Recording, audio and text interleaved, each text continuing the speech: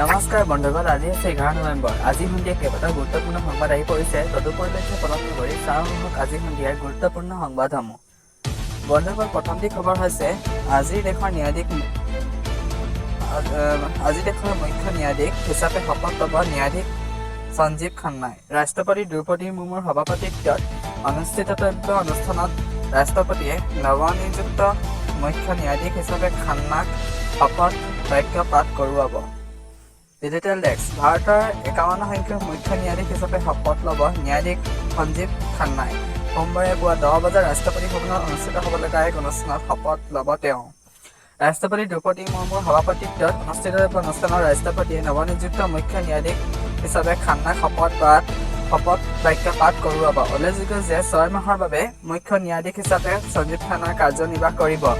ইতিমধ্যে দেওবাৰে পূৰ্বৰ মুখ্য ন্যায়াধীশ DY চন্দ্ৰচূড়ে অৱসৰ গ্ৰহণ কৰিছে। ইয়াৰ পাছতে সোমবাৰে চন্দ্ৰচূড়ৰ স্থানত স্থলাভিষিক্ত হ'ব সঞ্জীৱ খান্না। মুখ্য ন্যায়াধীশ হিচাপে খান্নাই 11 নৱেম্বৰ 2024 পৰাই কাৰ্যভাৰ গ্ৰহণ কৰিব। এইখিনি এটা কথা উল্লেখ কৰিব পাৰি যে আইন আৰু ন্যায় মন্ত্ৰালয়ে নিজৰ অধিসূচনাত নিশ্চিত কৰিছে যে ৰাষ্ট্ৰপতি 124 নং অনুচ্ছেদৰ দফা 2ৰ অধীনত ভাৰতৰ সংবিধানে ন্যায়াধীশ খান্নাক দেশৰ সৰ্বোচ্চ ন্যায়িক পদত নিযুক্তি দিছে। বন্ধুসকল, দ্বিতীয়টো খবৰ হৈছে সাৱধান, টাটু আঁকি HIV-ত আক্ৰান্ত 20 জন।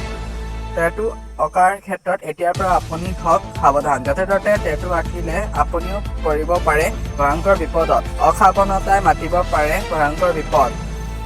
Digital desk. টেটু অঁকাৰ ক্ষেত্ৰত এতিয়াৰ পৰা আপুনি হওক সাৱধান। য'তে ত'তে টেটু আঁকিলে আপুনিও পৰিব পাৰে ভয়ংকৰ বিপদত। টেটু অঁকাৰ ফলত আপুনিও দুৰাৰোগ্য ৰোগত আক্ৰান্ত হ'ব পাৰে, কিয়নো অসুৰক্ষিতভাৱে পথৰ কাষত টাটু আঁকি বিপদত পৰিছে 20 গৰাকীকৈ মহিলা। এই ঘটনা সংঘটিত হৈছে উত্তৰ প্ৰদেশৰ গাজিয়াবাদত। পথৰ কাষত টাটু অঁকাৰ ফলত HIV ৰোগত আক্ৰান্ত হৈছে 20 গৰাকী মহিলা। দৰাচলতে গাজিয়াবাদ জিলাৰ মহিলা হস্পিটেলত অন্তঃসত্ত্বা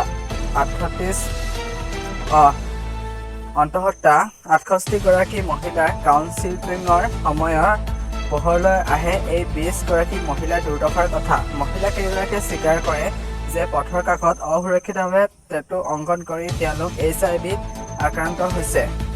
এইখিনিতে উল্লেখ কৰিব পাৰি যে এডাল বেজৰ বিভিন্ন সময়ত টাটু অংকন কৰিলে এয়া বিপদজনক। চিকিৎসকৰ মতে টাটু অংকন কৰিলে HIV সংক্ৰমণৰ আশংকা 0.3% বৃদ্ধি পায়। গতিকে আপুনি যদি টাটু অংকন কৰে তেন্তে এতিয়াৰ পৰা সজাগ আৰু সচেতন হওক। বন্ধুসকল, তৃতীয়টো খবৰ হৈছে যোৰহাট প্ৰিমিয়াৰ লীগ ক্ৰিকেট ফাইনেলত যোৰহাট ছুপাৰ জায়েণ্ট। ডিজিটেল সংবাদ। যোৰহাট ক্ৰিকেটাৰ্ছ অৱ যোৰহাটৰ উদ্যোগত যোৰহাট ষ্টেডিয়ামত চলি আছে প্ৰথম বাৰ্ষিক যোৰহাট প্ৰিমিয়াৰ লীগ ছিজন 1। এই ক্ৰিকেট প্ৰতিযোগিতাখনৰ দেওবাৰে অনুষ্ঠিত হোৱা প্ৰথমখন ছেমি ফাইনেল খেল। যোৰহাট ছুপাৰ জায়েণ্ট আৰু কাৰ্নেটিক কিংছৰ মাজত অনুষ্ঠিত প্ৰথম ছেমিত যোৰহাট ছুপাৰ জায়েণ্ট 6 উইকেটত জয়লাভ কৰি ফাইনেলত প্ৰৱেশ কৰিছে। খেলখনত কাৰ্নেটিক কিংছে টছত জিকি প্ৰথম বেটিং কৰি শুভম গোৱালাৰ 19, শুভ্ৰদীপ তামুলীৰ 18 আৰু ৰক্তপাল মহন্তৰ 16 ৰানৰ সহায়ত নিৰ্ধাৰিত অভাৰত 8টা উইকেট হেৰুৱাই 102 ৰান সংগ্ৰহ কৰে। ছুপাৰ জায়েণ্টৰ হৈ দেৱাশীষ শইকীয়া, মানৱ কছাৰী আৰু অমিত দত্তই দুটাকৈ উইকেট লাভ কৰে।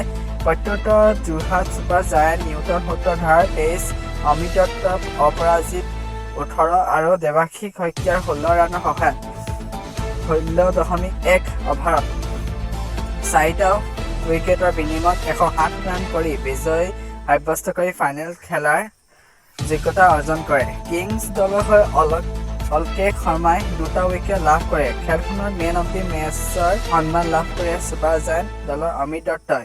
এইফালে সোমবাৰে অনুষ্ঠিত হ'বলগীয়া প্ৰতিযোগিতাখনৰ দ্বিতীয়খন ছেমিত মুখামুখি হ'ব যোৰহাট ফেলকন আৰু জয়হিন্দ ৱাৰিয়াৰ্ছ। বন্ধুসকল, পৰৱৰ্তী খবৰটো হৈছে ছিকিম বিশ্ববিদ্যালয়ত অসমীয়া আলোচনী উন্মোচন। ডিজিটেল সংবাদ। হাউলি ছিকিম বিশ্ববিদ্যালয়ত বছৰ ধৰি উত্তৰ পূৰ্বাঞ্চলৰ বিভিন্ন অঞ্চলৰ ছাত্ৰ ছাত্ৰী অধ্যয়ন কৰি আহিছে।